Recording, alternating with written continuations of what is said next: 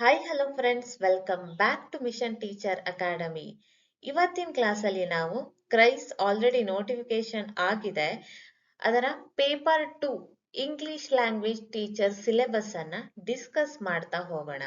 ನಾನು ಸಿಲೆಬಸ್ ಅನ್ನ one by one already type ಮಾಡಿ ಇಟ್ಟಿದ್ದೇನೆ. So being English language teacher aspirant ಆಗಿ ಸಿಲೆಬಸ್ ಅನ್ನ ನಾನು ಡಿಸ್ಕಸ್ ಮಾಡ್ತಾ ಹೋಗ್ತೇನೆ. ಯಾವ ತರ ಕ್ವಶನ್ ಬರ್ಬಹುದು, ಹೇಗ್ ಓದ್ಕೋಬೇಕು ಅಂತ ನನಗೆ ತಿಳಿದಷ್ಟು ಮಟ್ಟಿಗೆ. ಓಕೆನಾ? ಫಸ್ಟ್ ಒನ್ ಪ್ರೊನೌನ್ಸಿಯೇಷನ್ ಇದೆ. ಪ್ರೊನೌನ್ಸಿಯೇಷನ್ ಮೇಲೆ ಅವರು ಸೈಲೆಂಟ್ ಲೆಟರ್ ಅನ್ನ ಕೇಳ್ಬೋದು, ಅಥವಾ ಹೋಮೋಫೋನ್ಸ್ ಬಗ್ಗೆ ಕೇಳ್ಬೋದು, ವರ್ಡ್ ಸ್ಟ್ರೆಸ್ ಬಗ್ಗೆ ಕೇಳ್ಬೋದು, ಸಿಲೆಬಲ್ಸ್ ಬಗ್ಗೆ ಕೇಳ್ಬೋದು ಅಲ್ವಾ? ಸೊ ಅಥವಾ ಕಾನ್ಸನೆಂಟ್ ಸೌಂಡ್, ವೋವೆಲ್ ಸೌಂಡ್, ಈ ತರ ಯಾವ್ದಾದ್ರು ಕ್ವೆಶನ್ಸ್ ಬರ್ಬಹುದು. ಇನ್ನು ಸೆಕೆಂಡ್ ಒನ್ ಸ್ಪೆಲ್ಲಿಂಗ್ ಅಂತ ಇದೆ. ಸ್ಪೆಲ್ಲಿಂಗ್ ಅಲ್ಲಿ 4 ಆಪ್ಷನ್ ಅನ್ನ ಕೊಟ್ಟಿರ್ತಾರೆ. ಯಾವ ಆಪ್ಷನ್ ಅಲ್ಲಿ ಒಂದು ವರ್ಡಿನ ಕರೆಕ್ಟ್ ಸ್ಪೆಲ್ಲಿಂಗ್ ಇದೆ ಅಂತ ನೀವು ಐಡೆಂಟಿಫೈ ಮಾಡ್ಬೇಕಾಗತ್ತೆ. ಸೊ ಇದು ಸ್ಪೆಲ್ಲಿಂಗ್ ಬಗ್ಗೆ ಆಯ್ತು. ಇನ್ನು ಪಾರ್ಟ್ಸ್ ಆಫ್ ಸ್ಪೀಚ್. ಇನ್ನು ಪಾರ್ಟ್ಸ್ ಆಫ್ ಸ್ಪೀಚ್ ಬಗ್ಗೆ ಹೇಳಬೇಕು ಅಂತ ಅಂದ್ರೆ ಎಷ್ಟು ಪಾರ್ಟ್ಸ್ ಆಫ್ ಸ್ಪೀಚ್ ಇದೆ? There are 8 parts of speech ಅಲ್ವಾ? What are those? Noun, pronoun, verb, adverb, adjective, preposition, conjunction, interjection ಅಲ್ವಾ? ಸೊ ಒಂದು ಸೆಂಟೆನ್ಸ್ ಅನ್ನ ಕೊಟ್ಟು ಅದರಲ್ಲಿ ಯಾವುದೋ ಒಂದು ವರ್ಡ್ ಅನ್ನ ಅಂಡರ್ಲೈನ್ ಮಾಡಿ ಇದು ಯಾವ ಪಾರ್ಟ್ಸ್ ಆಫ್ ಸ್ಪೀಚ್ ಗೆ ಸೇರುತ್ತೆ, ಇದು ನೌನ್ ಇರ್ಬೋದು, ಅಥವಾ ಪ್ರನೌನ್ ಇರ್ಬೋದು, ಎಡ್ಜೆಕ್ಟಿವ್ ಇರ್ಬೋದು, ಅಡ್ವರ್ಬ್ ಇರ್ಬೋದು, ಈ ತರ ಕೇಳ್ಬೋದು ಅಲ್ವಾ? Next time and tense. So ಇಲ್ಲಿ ಒಂದು ಸೆಂಟೆನ್ಸ್ ಅನ್ನ ಕೊಟ್ಟು ಯಾವ ಟೆನ್ಸ್ ಅಲ್ಲಿ ಇದೆ ಅಂತಾನು ಕೇಳ್ಬೋದು, ಅಥವಾ ಫಿಲ್ ಇನ್ ದ ಬ್ಲಾಂಕ್ಸ್ ಅನ್ನ ಕೇಳ್ಬೋದು. ನೀವು ಟೆನ್ಸ್ ಬಗ್ಗೆ ಡೀಪ್ ಆಗಿ ಸ್ಟಡಿ ಮಾಡಿದ್ರೆ ಮಾತ್ರ ಇದಕ್ಕೆ ನಿಮ್ಗೆ ಆನ್ಸರ್ ಮಾಡ್ಲಿಕ್ಕೆ ಸಾಧ್ಯ ಆಗತ್ತೆ. ಅದಕ್ಕೋಸ್ಕರ ಇದನ್ನ ಕರೆಕ್ಟ್ ಆಗಿ ಪ್ರಾಪರ್ ಆಗಿ ನೀವು ಏನ್ ಮಾಡ್ಬೇಕು? ಸ್ಟಡಿ ಮಾಡ್ಕೊಳ್ಬೇಕು. ಈಗ ಪಾಸ್ಟ್ ಟೆನ್ಸ್ ಅಂತ ಕೊಟ್ರೆ ಅದರ ಸಬ್ ಟೆನ್ಸಸ್ ಇರ್ಬೋದು, ಪ್ರೆಸೆಂಟ್ ಟೆನ್ಸ್ ಅಲ್ಲಿ ಸಬ್ ಟೆನ್ಸಸ್ ಇರ್ಬೋದು, ಫ್ಯೂಚರ್ ಟೆನ್ಸಿನ ಸಬ್ ಟೆನ್ಸಸ್ ಇರ್ಬೋದು. ಎಲ್ಲವನ್ನು ಸಹ ನೀಟಾಗಿ ಓದ್ಕೊಳ್ಳಿ. ನೆಕ್ಸ್ಟ್ ಮಾಡೆಲ್ಸ್ ಅಂತ ಇದೆ. ಮಾಡೆಲ್ಸ್ ಅಂದ್ರೆ ನಾವು ಯಾವುದಕ್ಕೆ ಹೇಳ್ತೇವೆ? Can, could, may, might, must, should, would, shall, will. ಇದರ ಯೂಸೇಜ್ ಅನ್ನ ನೀವು ಸ್ಟಡಿ ಮಾಡ್ಕೊಳ್ಬೇಕು. ಫಿಲ್ ಇನ್ ದ ಬ್ಲಾಂಕ್ಸ್ ಕೊಟ್ಟು ಮಾಡೆಲ್ಸ್ ಯಾವ ಮಾಡೆಲ್ ಇಲ್ಲಿ ಸೂಟೇಬಲ್ ಅಂತ ಕೇಳ್ಬೋದು. ಆದ್ರಿಂದ ಇದರ ಯೂಸೇಜ್ ಅನ್ನ ನೀವು ಏನ್ ಮಾಡ್ಬೇಕು? ಡೀಪ್ ಆಗಿ ಸ್ಟಡಿ ಮಾಡ್ಕೊಳ್ಬೇಕು. ಇನ್ನು ಪ್ರಿಪೋಸಿಷನ್ಸ್. ಪ್ರಿಪೋಸಿಷನ್ಸ್ ಅಲ್ಲೂ ಯೂಶುವಲಿ ಏನ್ ಬರುತ್ತೆ? Fill in the blanks type of questions ಬರುತ್ತೆ. ಯಾವುದು? For example in, on, out, under, above, between, among, over, into, at. So ಈ ತರ ಆಪ್ಷನ್ಸ್ ಅನ್ನ ಕೊಟ್ಟಿರ್ತಾರೆ. MCQ ಟೈಪ್ ಕ್ವಶನ್ಸ್ ಎಲ್ಲವೂ ಇರುವುದರಿಂದ ಆಪ್ಷನ್ಸ್ ಇರತ್ತೆ. ಬಟ್ ನೀವು ಸೂಟೇಬಲ್ ಆಪ್ಷನ್ಸ್ ಅನ್ನ ಏನ್ ಮಾಡ್ಬೇಕು? ಆಪ್ಷನ್ ಅನ್ನ ಏನ್ ಮಾಡ್ಬೇಕು? ಸೆಲೆಕ್ಟ್ ಮಾಡಿ ಅಲ್ಲಿ ತುಂಬಬೇಕಾಗತ್ತೆ. ಆರ್ಟಿಕಲ್ಸ್, ಇದನ್ನು ಸಹ ನೀವು ಡೀಪ್ ಆಗಿ ಸ್ಟಡಿ ಮಾಡ್ಕೊಳ್ಬೇಕು. ಯಾಕಂದ್ರೆ ಪ್ರಿಪೋಸಿಷನ್ಸ್ ಇರ್ಬೋದು, ಆರ್ಟಿಕಲ್ಸ್ ಇರ್ಬೋದು, ಇವೆಲ್ಲ ಏನಾಗತ್ತೆ ಅಂದ್ರೆ ಎಲ್ಲಾ ಎಕ್ಸಾಮ್ಸ್ ಗಳಿಗೂ, ನಾಟ್ ಓನ್ಲಿ ಟೀಚರ್ಸ್ ಎಕ್ಸಾಮ್, ಎಲ್ಲಾ ಕಾಂಪಿಟೇಟಿವ್ ಎಕ್ಸಾಮ್ಸ್ ಗಳಿಗೂ ಮ್ಯಾಂಡೇಟರಿ ಕೇಳುವಂತ, ಕಂಪಲ್ಸರಿ ಕೇಳುವಂತ ಕ್ವಶನ್ಸ್ ಆಗಿರತ್ತೆ. ಆರ್ಟಿಕಲ್ಸ್ ಯಾವ್ಯಾವ್ದಿದೆ? ಎ ಅಂಡ್ ದ, ಇದು 3 ಆರ್ಟಿಕಲ್ ಇರೋದು. ಬಟ್ ತುಂಬೇಕಿದ್ರೆ ನಮ್ಗೆ ಕನ್ಫ್ಯೂಸ್ ಆಗತ್ತೆ ಯಾವ ಆರ್ಟಿಕಲ್ ಬರತ್ತೇನೋ ಅಂತ. ಸೊ ಅದರ ಯೂಸೇಜ್ ಅನ್ನ ನೀವು ಸ್ಟಡಿ ಮಾಡ್ಕೊಂಡ್ರೆ ಆರಾಮಾಗಿ ನೀವು ಮಾರ್ಕ್ ಅನ್ನ ತಗೊಳ್ಬಹುದು. ಒಂಥರ ಪಾಕೆಟ್ ಮಾರ್ಕ್ ಅಂತ ಹೇಳ್ತೇವಲ್ಲ, ಅದೇ ತರ ಇರತ್ತೆ. Phrasal verb. So phrasal verb ಅಲ್ಲೂ ಸಹ ನಾವು ಅದು ಹೇಗೆ ಯೂಸ್ ಮಾಡ್ತಾರೆ ಅಂತ ಗೊತ್ತಿರ್ಬೇಕು. ಫಾರ್ ಎಕ್ಸಾಂಪಲ್ ಈಗ put on, put off, turn off, turn on, give up, look after, look into, ಈ ತರ ಕ್ವಶನ್ಸ್ ಇರತ್ತೆ. ಬಟ್ ನಾವ್ ಏನ್ ಮಾಡ್ತೇವೆ? ಅದರ ವರ್ಡ್ ಬೈ ವರ್ಡ್ ಮೀನಿಂಗ್ ಅನ್ನ ನೋಡ್ಕೊಂಡು ಇದಿರಬಹುದು ಅಂತ ಅನ್ಕೊಳ್ತೇವೆ. ಬಟ್ ಅದು ಯಾವ ತರ ಫ್ರೇಸಲ್ ವರ್ಬ್ ವರ್ಕ್ ಆಗತ್ತೆ ಅನ್ನೋದ್ರ ಮೇಲೆ ಏನ್ ಮಾಡ್ಬೇಕಾಗತ್ತೆ, ಫಿಲ್ ಇನ್ ದ ಬ್ಲಾಂಕ್ಸ್ ಅನ್ನ ತುಂಬಬೇಕಾಗತ್ತೆ. ರಿಪೋರ್ಟೆಡ್ ಸ್ಪೀಚ್, ಇದು ಆಲ್ಮೋಸ್ಟ್ ಇಂಗ್ಲಿಷ್ ಲ್ಯಾಂಗ್ವೇಜ್ ಅಲ್ಲಿ ಕೆಲವೊಬ್ರು ಅನ್ಕೊಳ್ಳೋದು ಕಬ್ಬಿಣದ ಕಡಲೆ ಅಂತ. ಯಾವ್ದನ್ನ? ರಿಪೋರ್ಟೆಡ್ ಸ್ಪೀಚ್ ಅನ್ನ ಅಲ್ವಾ? ಬಟ್ ನೀವು ಅದರ ಫಾರ್ಮುಲಾವನ್ನ ತಿಳ್ಕೊಂಡ್ಬಿಟ್ರೆ, ಯಾವ ಟೆನ್ಸ್ ಅಲ್ಲಿ ಸೆಂಟೆನ್ಸ್ ಇದ್ದಾಗ ಯಾವ ಟೆನ್ಸಿಗೆ ಅದನ್ನ ಕನ್ವರ್ಟ್ ಮಾಡ್ಬೇಕು ಅನ್ನೋದನ್ನ ತಿಳ್ಕೊಂಡ್ಬಿಟ್ರೆ ನಿಮ್ಗೆ ರಿಪೋರ್ಟೆಡ್ ಸ್ಪೀಚ್ ತುಂಬಾನೇ ಈಸಿ ಆಗತ್ತೆ. ಸೊ ಅದಕ್ಕೋಸ್ಕರ ಅದರ ಫಾರ್ಮುಲಾವನ್ನ ತಿಳ್ಕೊಳ್ಳಿ ಮತ್ತೆ ಪ್ರಾಕ್ಟೀಸ್ ಮಾಡ್ತಾ ಹೋಗಿ, ತುಂಬಾ ಈಸಿ ಆಗಿದೆ. ಓಕೆನಾ? ಇನ್ನು ಅಗ್ರಿಮೆಂಟ್ ಅಂತ ಇದೆ. ಏನ್ ಅಗ್ರಿಮೆಂಟ್ ಅಂತ ನಿಮ್ಗೆ ಅನಿಸ್ಬೋದು. ಇಲ್ಲಿ ಸಬ್ಜೆಕ್ಟ್ ಮತ್ತೆ ವರ್ಬಿನ ಅಗ್ರಿಮೆಂಟ್ ಇರತ್ತೆ. ಓಕೆನಾ? ಸೊ ಸಬ್ಜೆಕ್ಟ್ ಸಿಂಗ್ಯುಲರ್ ಇದ್ರೆ ಏನಾಗತ್ತೆ, ಸಿಂಗ್ಯುಲರ್ ವರ್ಬ್ ಬರುತ್ತೆ. ಈಗ ಸಬ್ಜೆಕ್ಟ್ ಪ್ಲೂರಲ್ ಇದ್ರೆ ಏನಾಗತ್ತೆ, ಪ್ಲೂರಲ್ ವರ್ಬೆ ಬರುತ್ತೆ. ಹೆಲ್ಪಿಂಗ್ ವರ್ಬ್ಸ್ ಇರ್ಬೋದು ಅಥವಾ ವರ್ಬ್ ಇರ್ಬೋದು, ಯಾವುದೇ ಇರ್ಬೋದು. ಫಾರ್ ಎಕ್ಸಾಂಪಲ್ ನೋಡಿ, ದ ಬಾಯ್ಸ್ ಡ್ಯಾಶ್ ಪ್ಲೇಯಿಂಗ್ ಅಂತ ಇದೆ ಅಂತ ಇಟ್ಕೊಳ್ಳಿ. ಏನ್ ಬರುತ್ತೆ? ಈಗ ಆಪ್ಷನ್ ಇದೆ, ಈಸ್, ಆರ್, ವಾಸ್, ಹ್ಯಾಸ್ ಅಂತ ಇದೆ. ಸೊ ಇಲ್ಲಿ ದ ಬಾಯ್ಸ್ ಆರ್ ಪ್ಲೇಯಿಂಗ್ ಅಲ್ವಾ? ಸೊ ಏನಿದೆ ಅಲ್ಲಿ? ಪ್ಲೂರಲ್ ಇದೆ, ದ ಬಾಯ್ಸ್ ಅಂತ ಇದೆ, ದ ಬಾಯ್ ಅಂತ ಇಲ್ಲ ಅಲ್ವಾ? ಸೊ ಈ ತರ ಸಬ್ಜೆಕ್ಟ್ ಮತ್ತೆ ವರ್ಬ್ ಅಗ್ರಿಮೆಂಟ್ ಮೇಲೆ ಕ್ವೆಶ್ಚನ್ ಎಲ್ಲಾ ಕಾಂಪಿಟೇಟಿವ್ ಎಕ್ಸಾಮ್ಸ್ ಗಳಲ್ಲೂ ಬಂದೇ ಬರುತ್ತೆ. ಇನ್ನು ಗ್ರಾಮರ್ ಅಂಡ್ ಯೂಸೇಜ್ ಅಂತ ಇದೆ. ಇವನ್ನೆಲ್ಲ ಮೆನ್ಷನ್ ಮಾಡಿದ್ದಾರೆ, ಬಟ್ ಗ್ರಾಮರ್ ಅಂಡ್ ಯೂಸೇಜ್ ಅಂತ ಇರೋದ್ರಿಂದ ಅಲ್ಲಿ ಆಲ್ಮೋಸ್ಟ್ ಎಲ್ಲ ಇಂಗ್ಲಿಷ್ ಗ್ರಾಮರ್ ಗಳನ್ನು ಇಲ್ಲಿ ಕವರ್ ಮಾಡ್ಬಿಟ್ಟಿದ್ದಾರೆ ನೋಡಿ, ಒಂದೇ ಟಾಪಿಕ್ ಕೊಡೋದ್ರ ಮೂಲಕ.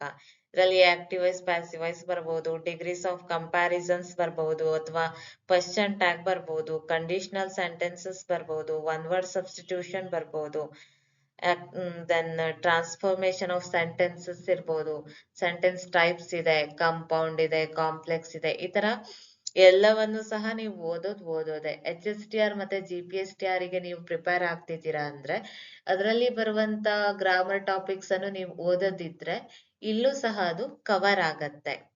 ಓಕೆನಾ? ಇದಿಷ್ಟು ಅರ್ಥ ಆಗಿದೆ ಅಂತ ಅನ್ಕೊಳ್ತೇನೆ. ನೆಕ್ಸ್ಟ್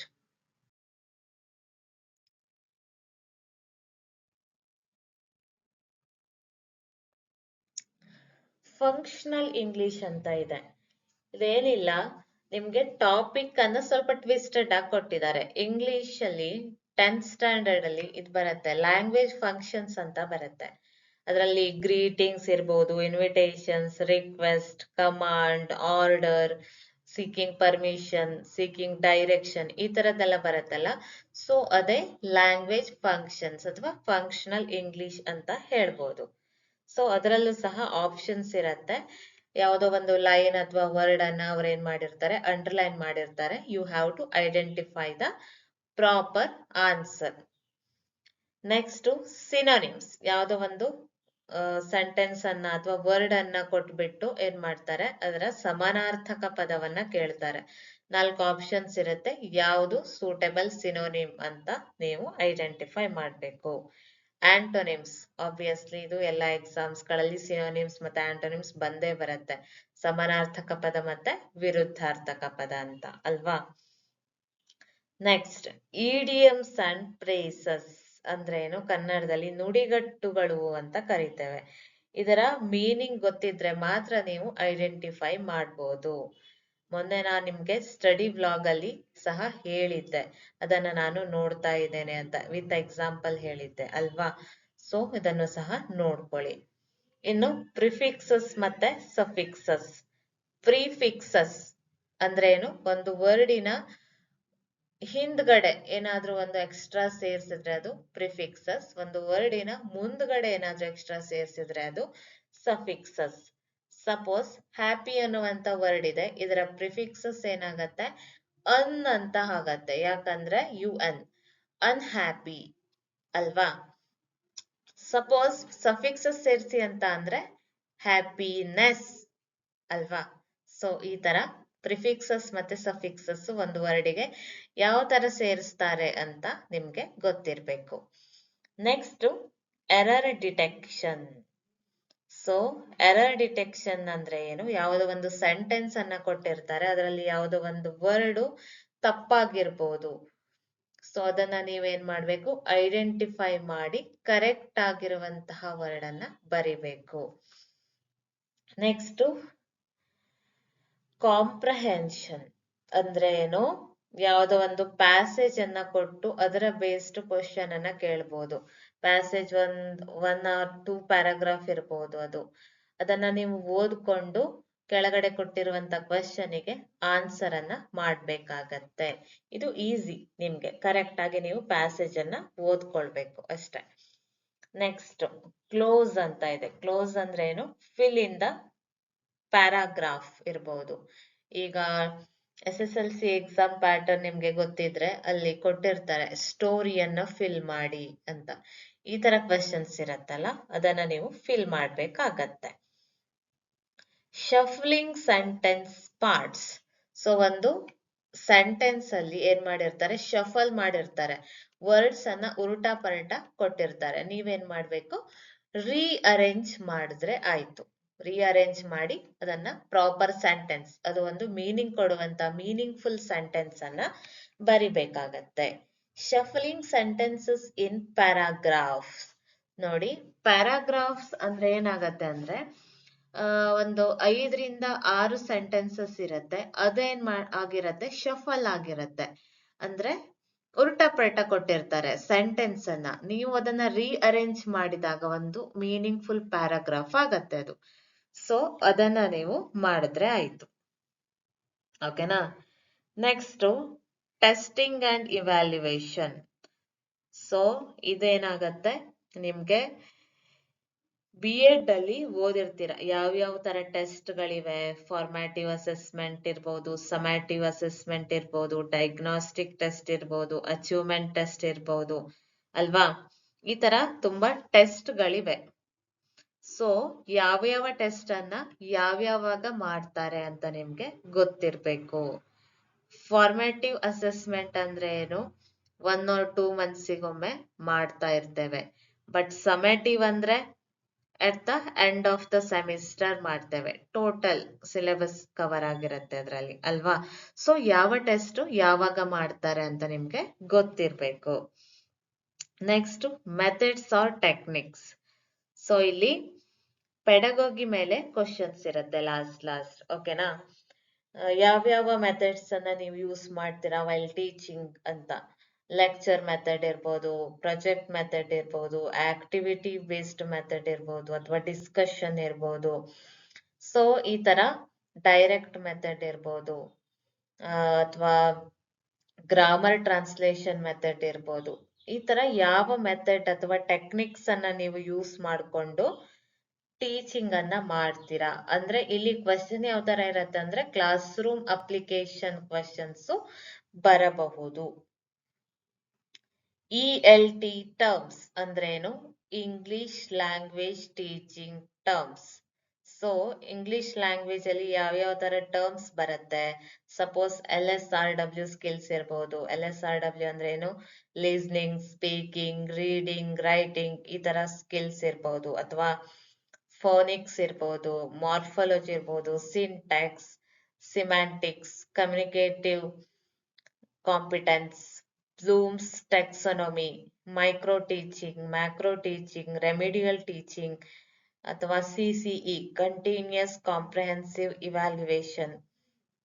ಸೊ ಈ ತರ ಟಾಪಿಕ್ಸ್ ನಿಮ್ಗೆ ಗೊತ್ತಿರ್ಬೇಕು being a English language teacher ಆಗಿ ಅಂತ. ಇದ್ರ ಮೇಲೂ ಸಹ ಕ್ವಶನ್ಸ್ ಇರತ್ತೆ.